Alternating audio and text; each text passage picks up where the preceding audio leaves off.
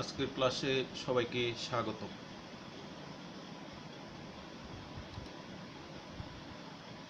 শিক্ষক পরিচিতি।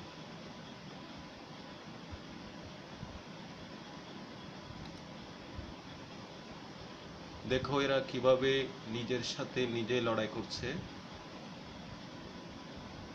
তাহলে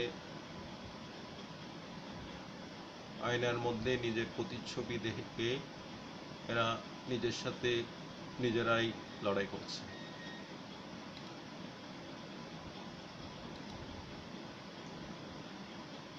দর্পণে প্রতিবিম্ব। দর্পণে আমরা নিজেরা নিজেদের প্রতিবিম্ব দেখতে পাই। যে কোনো প্রাণী দর্পণের সামনে দাঁড়ালে তারা তাদের প্রতিবিম্ব দেখতে পায়। শিকনফল। এই পাঠ শেষে শিক্ষার্থীরা গোলীয় দর্পণে প্রতিফলন ব্যাখ্যা করতে পারবে, আলোকরশ্মির ক্রিয়ারেখা অঙ্কন করতে পারবে, গোলীয় দর্পণে ঘটিত প্রতিবিম্বের বর্ণনা করতে পারবে।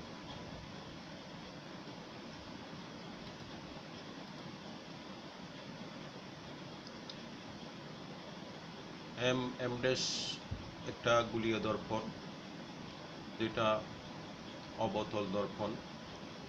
অবতল দর্পণের এটা হচ্ছে প্রধান ফোকাস, এটা হচ্ছে বক্রতার কেন্দ্র।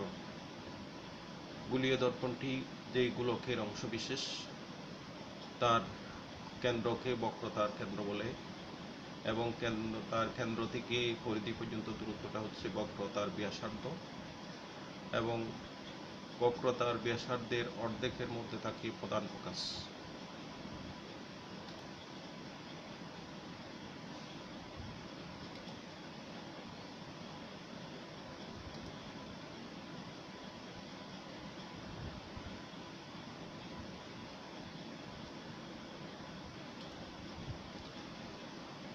বক্রতার কেন্দ্রের বাইরে কোনো একটি বিন্দু থেকে আলোকরশ্মি অবতল দর্পণে পতিত হলে তাহলে বস্তুটির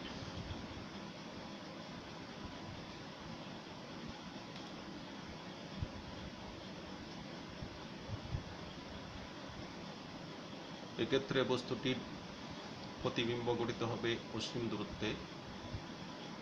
আর এটা হচ্ছে উত্তল দর্পণ।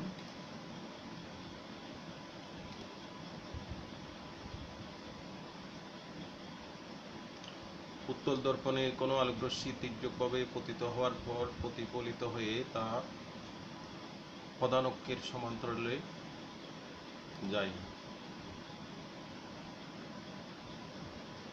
আবার উত্তল দর্পণে যদি লম্বভাবে কোনো প্রধান অক্ষের সমান্তরালে কোনো আলোকরশ্মি পতিত হয়, প্রতিফলিত হয়ে তা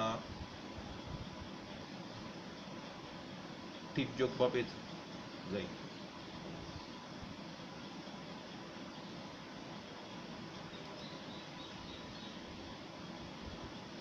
এখন তির্যকভাবে প্রতিফলিত রশ্মি দুটোকে পিছনের দিকে বর্ধিত করলে আমরা পাই প্রধান ফোকাস।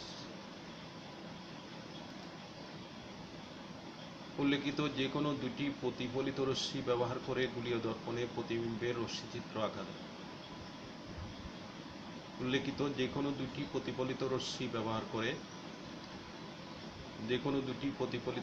ব্যবহার করে গোলীয় দর্পণে প্রতিবিম্বের রশ্মিচিত্র আঁকা যায়। তাহলে যে কোনো দুটি প্রতিফলিত রশ্মি মানে আলোক প্রধান অক্ষের সমান্তরালে পতিত আলোক রশ্মির প্রতিফলন এবং তির্যকভাবে দর্পণের উপর পতিত আলোক রশ্মির প্রতিফলন।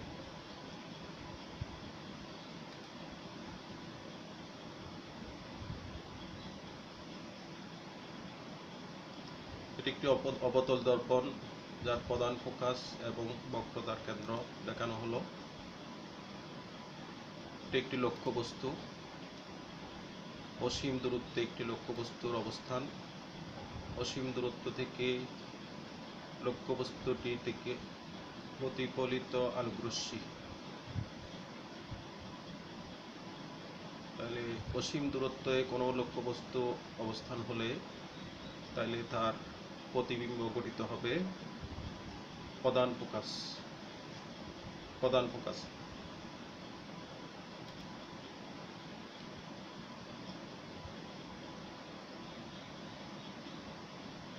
লক্ষ্যবস্তুর অর্থাৎ লক্ষ্যবস্তুর অবস্থান যদি অসীম দূরে হয়, তখন বিম্বের অবস্থান হবে ফোকাসতলে, বিম্বটি হবে বাস্তব ও উল্টো এবং অত্যন্ত খর্বিত, অর্থাৎ লক্ষ্যবস্তুর তুলনায় অনেক ছোট।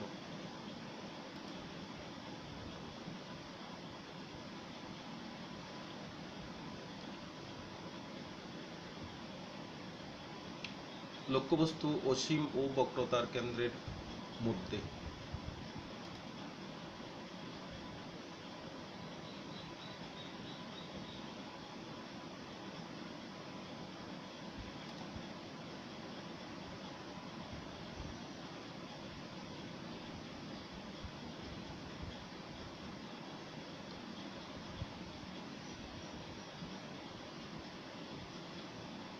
COF এর মধ্যে লক্ষ্যবস্তু অসীম ও বক্রতার কেন্দ্রের মধ্যে হলে তাহলে প্রতিবিম্বটা হবে বক্রতার কেন্দ্র এবং প্রধান ফোকাসের মধ্যে। তারপর বিম্বটি হবে বাস্তব ও উল্টো এবং খর্বিত অবতল দর্পণের ক্ষেত্রে।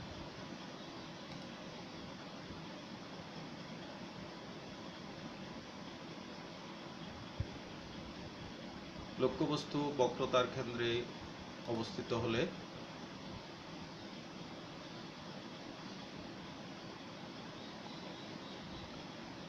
তখন দেখা যাচ্ছে প্রতিবিম্বটাও বক্রতার কেন্দ্রে হচ্ছে, অর্থাৎ প্রতিবিম্বের অবস্থান বক্রতার কেন্দ্রে, বাস্তব ও উল্টো এবং লক্ষ্যবস্তুর সমান।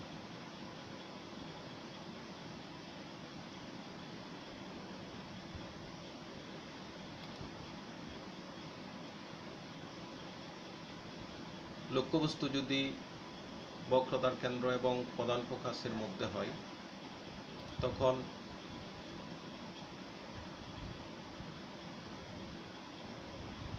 প্রতিবিম্বের অবস্থান হবে সি এর বাহিরে, অর্থাৎ বক্রতার কেন্দ্রের বাহিরে। প্রতিবিম্ব হবে বাস্তব ও উল্টো এবং বিবর্ধিত।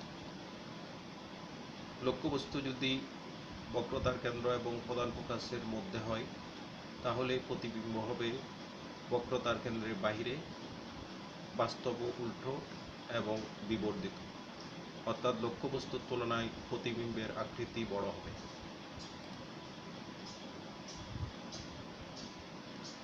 লক্ষ্যবস্তুর অবস্থান যদি প্রধান ফোকাসে হয়,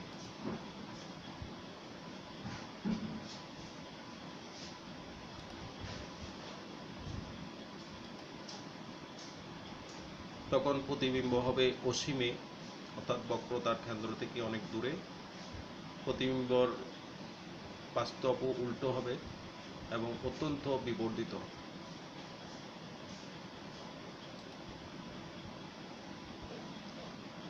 লক্ষ্যবস্তুর অবস্থান যদি প্রধান ফোকাস এবং মেরুবিন্দুর ভিতরে হয়, প্রধান ফোকাস ও মেরুর মধ্যে হয়,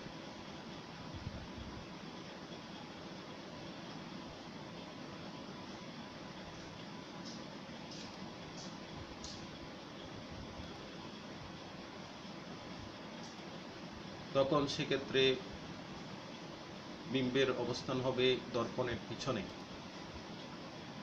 অবাস্তব ও সোজা এবং বিবর্ধিত।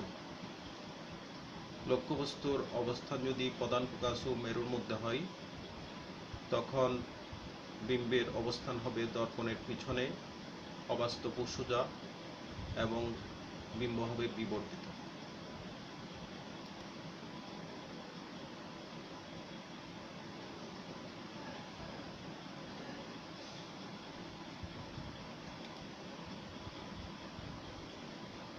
উত্তল দর্পণ।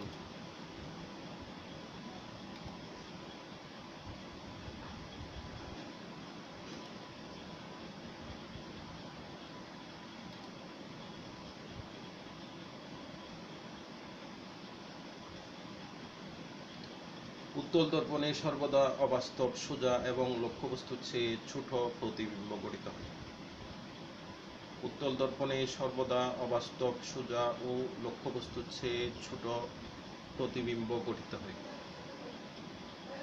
যেমন এখানে এটা লক্ষ্যবস্তু, তাহলে যে প্রতিবিম্বটা গঠিত হচ্ছে তা হচ্ছে লক্ষ্যবস্তুর চেয়ে ছোট। দলগত কাজ। উত্তল দর্পণের প্রধান ফোকাস ও বক্রতার কেন্দ্রের মধ্যে এবং অবতল দর্পণের প্রধান ফোকাস ও মেরুর মধ্যে অবস্থিত লক্ষ্যবস্তু দ্বারা সৃষ্ট বিম্বের বৈশিষ্ট্য তুলনা করো।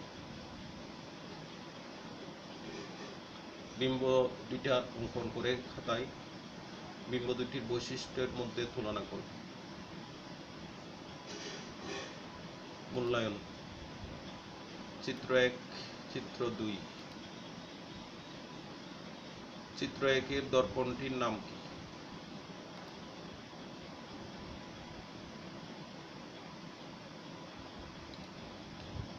চিত্র 1-এ কোন প্রকৃতির বিম্ব সৃষ্টি হয়? তাহলে চিত্র 1-এর দর্পণটির নাম হচ্ছে অবতল দর্পণ।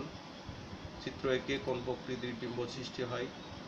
বাস্তব বিম্ব সৃষ্টি হয়। চিত্র 2-এর দর্পণটির নাম কি? উত্তল দর্পণ। চিত্র 2-এ কি ধরনের বিম্ব সৃষ্টি হয়? অবাস্তব বিম্ব সৃষ্টি হয়।